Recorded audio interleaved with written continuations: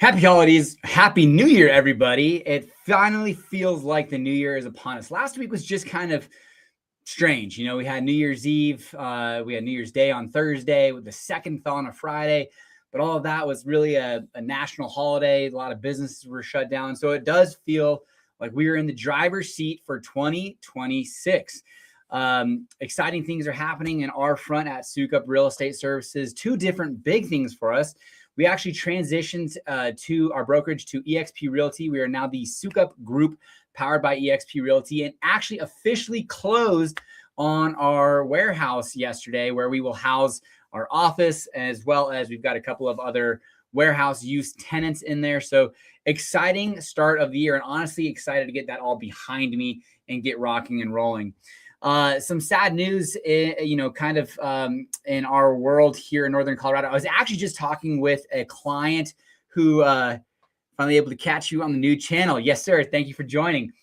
I was talking with one of my marketing kind of helpers in Florida, and he just moved down there from New Jersey, and he was talking about how he backs to a canal called like Gator Canal. And he's got two young ones, and I'm like, so you just never let them outside in the back, right? And he goes, yeah, no, they can only play in the front. There was literally a gator in our backyard like a couple days ago. And I was like, that is freaking wild. I just would never live there. And he goes, yeah, Florida's wild, man.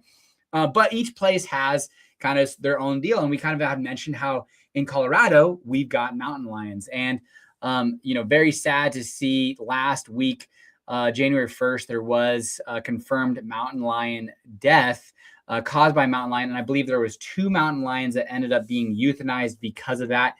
And, there's been only 28 deaths in Colorado since 1990. So very rare. Actually 28 since 1990 isn't that rare. I guess that's kind of like, basically one a year. But I will say it's not something that you typically concern yourself with when you're in Colorado. It's always kind of the saying goes, they're watching us, but we can't see them. And my dad, who hikes all of the time by himself, snowshoeing, hiking, he's had some stories where, he looks behind him or he starts going his trail back, and there's a second set of tracks that aren't his, and they're in the form of a paw print. So it's not that you don't need to be with your head on a swivel, because there are attacks. There are things along those things that happen, but make sure it's just ultimately very sad. Happened up in Glen Haven, which we've got a friend with a young family up around that area. So just kind of, very, very sad to see. And just when you're up in those wilderness areas, we're the guests. So this is their territory. But moving into the new year, 2026, I will say I was driving along I-25 and I was like, oh, shoot, they're starting the tolls already. I think they're kind of starting to test some of their digital boards. And I saw like one from Harmony Road to 402, which is essentially Loveland, which was like going to be $4. And I was like, dang, would I pay $4 to get to Loveland faster than everybody else? With traffic, I probably would. I will say, I am not a fan of sitting in traffic. And if there is an open toll lane and it costs me $4 to get there, I am going to pay that all day long. But it does seem like those were supposed to be up and running really since 2024. 2023 is when the construction was completed, that $900 million extension. And our final 9 miles of stretch between Johnstown and Meade will be complete in the next couple of years. And we will have 3 lanes from Fort Collins to Denver, although one will be a toll lane. But regardless, exciting. So you can still have a free toll lane for at least a few more months, looking like mid 2026, that they will have those tolls up and running. Moving into 2026, some projects that I'm excited to see kind of come to fruition, take place. College and Trilby, it's been shut down since last fall, and is expected to open up in spring of 2026. College and Trilby is definitely a major artery at this point, heading east and west and north and south. And there will be multiple turn lanes. It'll be much cleaner, not as much congestion, because when we would take our kids to childcare, which was on the west side of town, but we would take Trilby, come back around 4:30. There would definitely be a time at times where you'd be backed up a half mile, 3/4 of a mile on Trilby. So it'll be nice for that to kind of open up and get going. Bass Pro Shops opening up in Loveland. I would say you can, we go to Shields. I went to Shields to get some Christmas presents this last couple of weeks, and it was just bouncing. It was really just jumping. And so excited to see that at that Bass Pro Shops. And that Crossroads Boulevard really is really starting to take shape. It's got commercial. It has easy access into Windsor, to the Rain Dance development. So excited about that Crossroads Boulevard kind of area. And then the ranch has got all of their redevelopment that they're doing, adding an amphitheater, extending their child hockey facilities. So all of that area is really excited to see. Downtown Fort Collins has some shops along Linden that will kind of open up and revamp and reshape some of those older dilapidated buildings. And we've talked about it before, just gobbles and gobbles of money pouring into Old Town. If there is an opportunity, people are gobbling it up. And even, what's going to be called the Buxton Boutique Hotel. They bought what was an old hotel, right across a Best Western hotel right across the street from CSU for $10 million. And we will be putting in millions of dollars of renovations, but that will be opening up in May of 2026. It'll look beautiful. It'll be a state-of-the-art hotel right across the street from CSU, very close to campus, the stadium. So I'm sure they've got all of their data economics drafted for that, underwritten for that project, but that will be an exciting project as well. Ladera at Harmony and I-25 will continue to take shape. We've got the, what was it? I can't think of it right now. Respite care. The respite care facility, I saw that being built. It is huge. It's gorgeous. And actually the current respite care is literally a stone's throw from my house. I mean, I don't have the best arm, but I think I could probably hit it with a rock from my house. That's how close it is. They will shut that down and move their operations to the Ladera project. It is a beautiful building, in and out, still in the works going there. GQ barbecue, and other exciting things that are happening at that Ladera project. Prospect Plaza, going to be a very beautiful student housing apartment complex. And then let's see here. Amazon might actually start opening up at the end of the year, which will initially employ 1,000 people and eventually employ up to 3,000 people.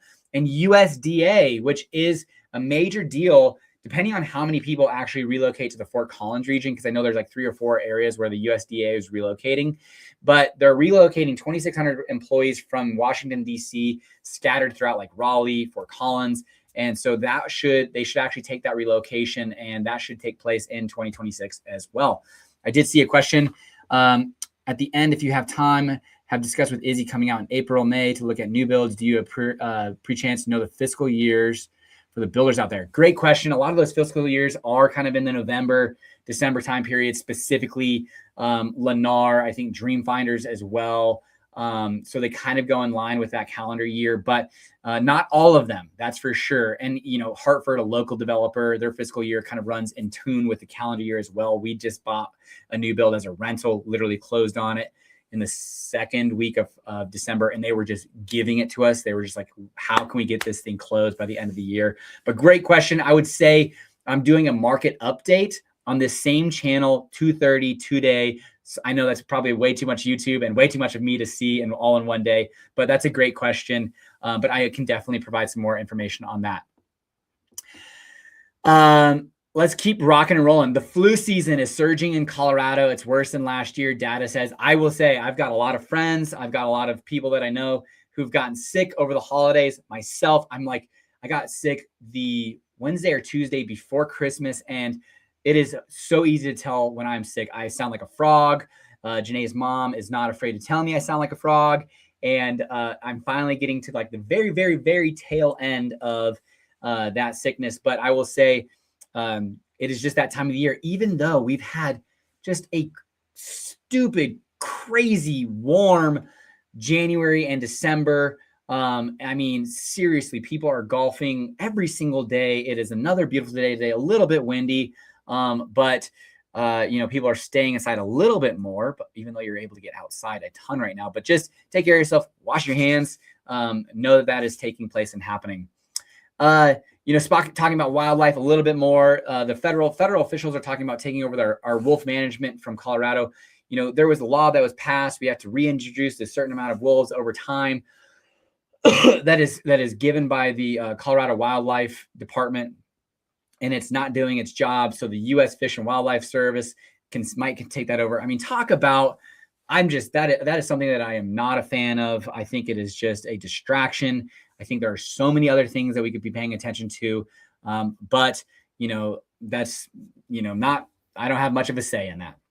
Fort Collins is adding a new bike registration for scooters, strollers, bikes. Super cool. You can, it's called the Bike Index. The city of Fort Collins has launched it. It's free. It's the same platform Colorado State University uses. You can list your bike. You can register your bike. Unfortunately, bikes do get stolen. But I think if there is another step or potential for somebody to get caught, that might remove the enticement to steal bikes. So definitely can look into doing that. Windsor utility rates jumped 26% for their water, sewer, and stormwater.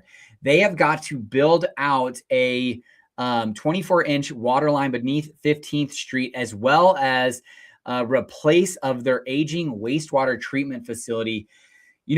I'll talk today about, there's actually a video that I'm doing about 5 different suburbs of Northern Colorado to pay attention to in 2026. I'm in a video coming out here pretty soon in the next couple of weeks. But one of them is Severance. And Severance had a no build policy for a few years because they didn't have the water to be able to build. And the demand in that Severance, Windsor area, Windsor's jumped from 5,000 people in 2000, 10,000 people in 2010, all the way up to more than 40,000 people, today. And with that, there's infrastructure that's needed. And, those are getting passed on to the ratepayer at a rate of 26%. City of Fort Collins, same thing, a lot of growth, a lot of development, a lot of infrastructure that we need to take place, a lot of storage of water that we have to have. And there was some interesting numbers because it was well, shouldn't the developers be paying, these fees for the new developments and things of that nature? And that is true, but it's crazy how, you build a development of, let's say, 200 homes and each one's giving you a couple $1,000s, so you're raising $400,000, whereas you have 40,000 people paying $100, every month for that. That's $4 million, on a monthly basis. So just the lever to pull for utility rates is a lot stronger and greater than the one-off development fees. Developers are paying their fair share, but when you have aging systems, water lines, when you have big dollar projects, your easiest place to go is your largest number of people, which is your bigger base utility rate payers. So that will start in February 1st. My sister's out there. Got to let her know. She's not a watcher of the weekly lives. That hopefully provides a lot of good information, but the average bill is expected to go from about $100 to $126. There was an interesting article in BizWest just suggesting that the pound of marijuana is selling at a record low price of $648. During the COVID pandemic time period, it was all the way up to $1,700. So that's a 60%, I believe it is, decrease from its all-time high. So people are smoking less marijuana these days. Netherlands is going to review a $120 million Eldora contract to keep it local. And that's super exciting for me. A lot of these bigger mountains, even I think Steamboat's owned by Vail Resorts. I mean, they're all owned by only a few companies. So keeping something like Eldora that so many people here locally go to, it's only 2.5 hours away, and a relatively affordable lift ticket is exciting. They could go all the way down to $115 million on the purchase price. There are some hurdles to get through and things of that nature, but it does look like Netherlands wants to keep Eldora local and at the price tag of about $115 to $120 million. We're at 15 minutes. We got our things to do this week. A lot less things to do, comparatively the last few couple of months, with the holiday season. There's just always something to do. But the Breckenridge Brewery has a playoff bracket challenge January 6th today, 11 a.m. to 8 p.m. You can go in there, fill out your bracket for a chance to win some gift cards. Ginger and Baker January Book Club, January 6th today, 6 p.m. to 8 p.m. at Ginger and Baker. Basically, you can go for a lively discussion of Good Things by Sam Nosrat. Food and drinks available. Go explore Ginger and Baker. If you come out here in April and May, go check out Ginger and Baker. It's a can't miss. Whenever I recommend it to anybody who's here visiting, here exploring, they absolutely love the food, the vibe. It's beautiful. It's awesome. They'll even give you a little bit of a tour if you ask them about the building, the history, all that good stuff. FoCo Fondo Film Fest, January 8th, 5:30 to 8:15 at the Lyric. The FoCo Fondo is put on, I think, sponsored by New Belgium. It could be a shorter race, longer race. It's like road, gravel. It's a mixture. I had a buddy ask me, and I said, absolutely not. I am not a cardio guy. I do like riding my bike here and there. But that is something that they'll do the FoCo Fondo Film Fest this week. Paint a Pint at Breckenridge Brewery, January 11th. I got to give props to Breckenridge Brewery. They have always got something going on. They got bingo. If you are looking for something to do on a weekly basis, Breckenridge Brewery on a nightly basis has something going on. So go check that out. For all of you parents out there who live in Fort Collins, the Fort Collins Recreator has signups today for the adult and senior programs. And then on the 8th, starting at 7 a.m. for youth and family programs. These things fill up relatively quickly. Be on top of it. I've let my wife know. I said, hey, make sure the 8th, you're ready to go. Sign up. Now, there are always spots available afterwards, so you don't have to be like there at 7 o'clock or online at 7 o'clock. Just they do fill up relatively quickly. Finally, a couple of Colorado Eagles games, January 9th and 10th. There was no city council meeting. We are going to end it right there.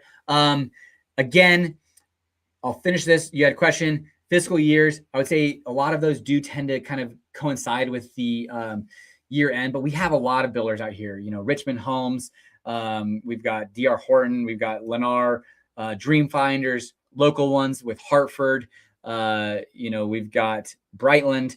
There are a ton of different builders out here, Toll Brothers, and they all do not necessarily have different fiscal years, but they are kind of all Q4 seemingly. But great question, because they do have a ton of incentives, but they still are giving away a lot of good incentives. Izzy just went under contract on a new build with Lennar, and she said the deal that they gave her was stupid, and their fiscal year was like the end of November. So they're still giving great deals. She'll be a great resource for you. She's literally under contract, probably will still be under contract when you guys get out here April, May, or maybe have just closed.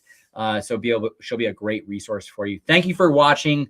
Until next time, we are going live at 2:30 p.m. Mountain Standard Time today to do a market update and market predictions for Fort Collins and Northern Colorado. We will see you shortly. Otherwise, we'll talk to you later. See ya. Bye.